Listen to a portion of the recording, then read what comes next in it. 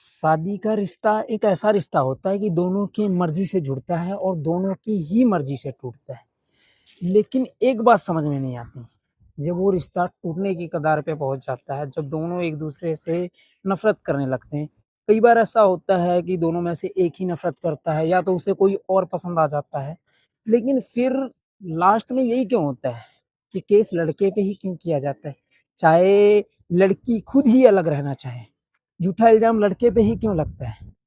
शादी से पहले लड़की तो हमारी गाय जैसी रहती है, शादी के बाद सांड बनाना सिखा दिया जाता है उसे, उसे शेरनी बनने का वो देते हो। और जब उसको ही साथ नहीं रहना है तो सजा सिर्फ लड़के को क्यों। सजा तो दोनों को मिलनी चाहिए ना, गलती दोनों ने ही किया है ना।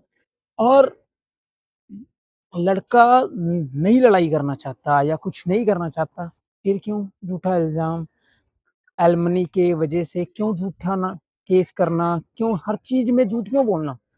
आपको अलग ही रहना है तो क्लियरिटी में लड़के से बात करो। हर जरूरी थोड़ी ना केस ठोको, केस आखिरी चारा होता है ना। जब या तो लड़का आपकी ना सुन रहा हो, या तो जितना मुंह खोला है उतना ना दे रहा हो। और उतना क्यों देगा, उसके पास उतना होगा तो ना देगा।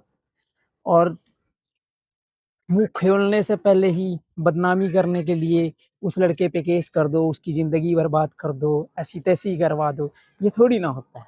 जब वो गलत ही नहीं है तो क्यों उसकी ऐसी तैसी करवानी, क्यों उसको बेइज्जत करना।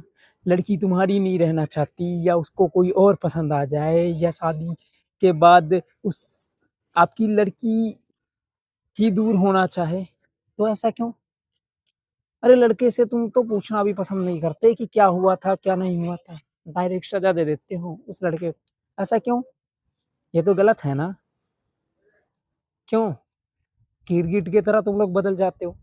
पहले उसी दामाद जी को बेटा बेटा बेटा, और उसी दामाद जी ने कभी शायद आपकी लड़की से चिल्ला के भी बात ना किया हो, कभी गाली भी ना दिया हो, लेकिन उस पर मारने जलाने का इल्जाम सिर्फ पैसों के लिए।